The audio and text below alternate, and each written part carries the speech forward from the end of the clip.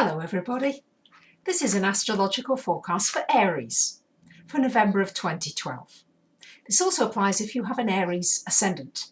So my dear Aries, lots happening this month. There's a solar eclipse on the 13th of this month, which is happening in your 8th house, along with a lot of other things.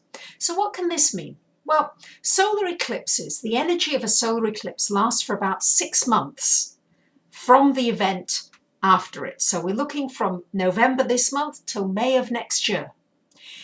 It often brings about a crisis in our life. So it could be a crisis situation where you have to make some changes. It very often brings about new things. Solar eclipse is about something new happening.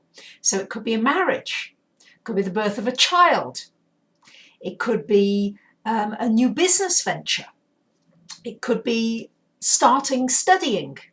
And especially for you this month, with a lot of planets in your 9th house, Aries, this will be a wonderful month for considering starting a new course of study or learning something new.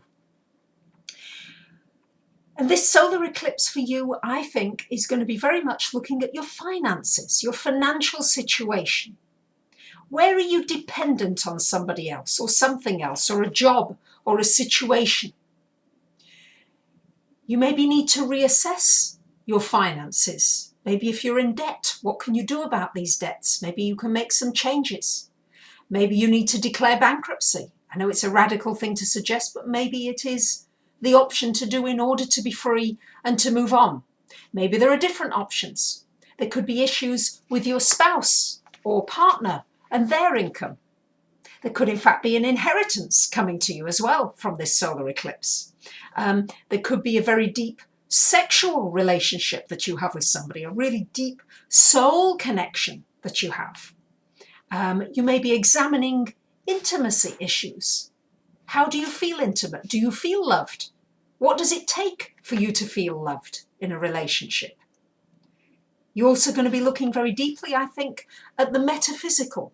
So astrology, tarot, Reiki, healing, all these kinds of things will take on a deeper meaning for you, and you'll be able to have a greater understanding from these areas in your life.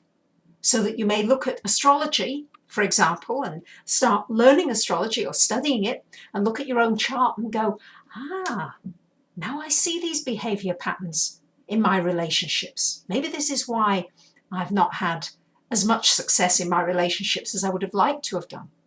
And with Venus in your 7th house for the first 3 weeks of this month, this is a wonderful time for relationships this month, actually, Aries. It's a good time for smooth, easy communications, particularly with an intimate partner. And if you want to get into a relationship with Venus there, this should give you plenty of opportunities for doing so this month.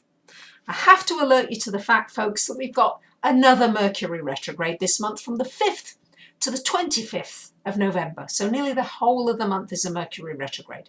So remember, not brilliant for signing a new lease, buying a property, signing the documents, going into something very important, going for a very important job interview, anything like that. Try to do before the retrograde or after it's gone direct once we get to the 26th of the month. It's a wonderful time, remember, though, for completing things. And for you, it falls in your 9th house. So this is a wonderful time for completing any studying, any learning. It's a wonderful time for going over what your beliefs are, what you believe, and what you're manifesting in your life. So all the things that you're seeing happening in your life really are what your beliefs are. So if you believe that you can have a lot of money and you truly, truly believe it, then the money will start to be coming into you in your life. But if you don't believe it, and you truly believe you've got to be working really hard and doing something you really don't enjoy, then it's time to reevaluate that during the Mercury retrograde. Mercury retrograde, of course, can bring back people from the past into your life as well. Be careful with machinery, those kinds of things, they tend to go wrong. Technology, annoyances more than very big things go wrong during Mercury retrograde. And if you do one of these things, like you forget to back up your hard drive and things go wrong, very often it's just a matter of repeating something. Once Mercury goes direct, you may have to repeat it. We've got a lot happening as well. The last couple of weeks of the month, Mars into your 10th house, along with Pluto there. So I think you might have issues with people in authority. I wouldn't be at all surprised if you do. It's a good time to work autonomously on your own, not have anybody else interfering with what you want to do. It's also a very powerful time to make good progress towards your goals. And for those of you who are looking for a change in direction of your career, I would say yes, towards the end of the month, it will be time to take action. Not until Mercury's gone direct, but after that, with the Mars-Pluto vibration in that 10th house. It's time to break out. Aries, time to break out. Uranus in your sign. So many of you are going through so many upheavals, changes. I'm seeing it in so many of you. It's time to break out to do what you really want to do. What turns you on, what your passion is. This is the time. So enjoy the solar eclipse. Really start looking at your financial situation and how you can maybe become less dependent on anybody else or situations. What can you do to put into place structures so that you are less dependent on anyone for your finances and for your security? So there you have it, my dear Aries. It's a good month for learning, for studying. Also pretty good for relationships on the intimate level. And I thank so many of you who comment, who favourite the videos, who pass them on. And of course, those of you that want to come for readings, I'd be delighted to discuss this solar eclipse and what's going to be in store for you in your chart.